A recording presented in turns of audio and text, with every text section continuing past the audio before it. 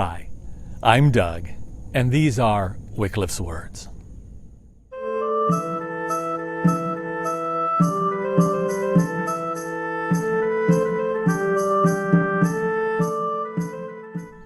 Many years ago, Sally and I went to one of those marriage enrichment seminars that are promoted through the church.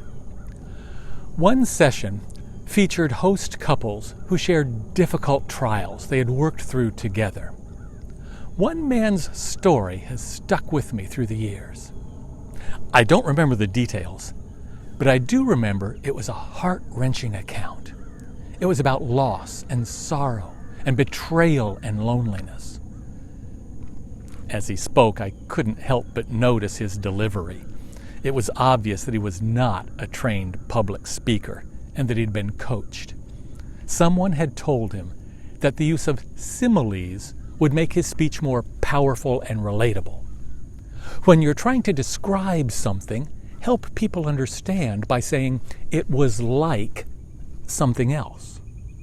Well, this gentleman took that advice to heart, and he sprinkled his talk with little similes. Unfortunately, he had a shaky grasp of the concept, and his illustrations were always just a little off-kilter. They didn't ring true. As he worked toward his climax, he described his descent into despair. He choked out his feelings between sobs. I was so lost and so frustrated. It was like, with tear-stained cheeks, he searched for a way to describe his anguish. It was like when you lose your keys and you can't find them. Splash! It was like a pail of cold water right in the face. It was like slamming into a glass door. It was like, well, you get the idea.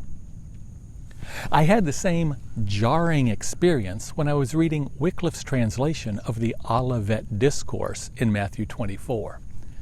Jesus is answering his disciples' questions about the destruction of the temple, the sign of his coming, and the end of the age. He describes false Christs, wars, famines, earthquakes, persecution, and unprecedented tribulation. He tells them to look for the great sign that was foretold by the prophet Daniel, the abomination of discomfort. What? Discomfort? No, it's the abomination of desolation. How could Wycliffe make such a terrible mistake? Well, he didn't.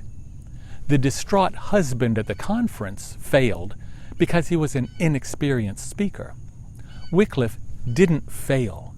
He simply wrote in a language that's changed over time.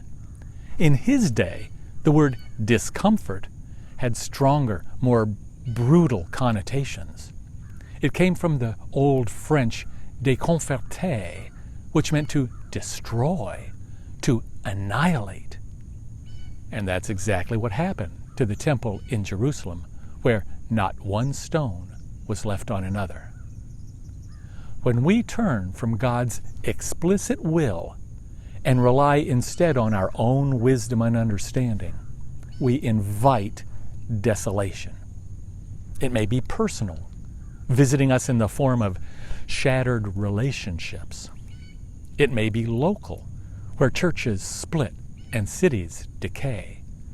It may be national, as when countries are rocked by corruption, strife, and war. Jesus warns us that when we turn our back on God, trouble is just around the corner. And when it comes, it'll be far more devastating than mere discomfort. And those are Wycliffe's words. See you again next week.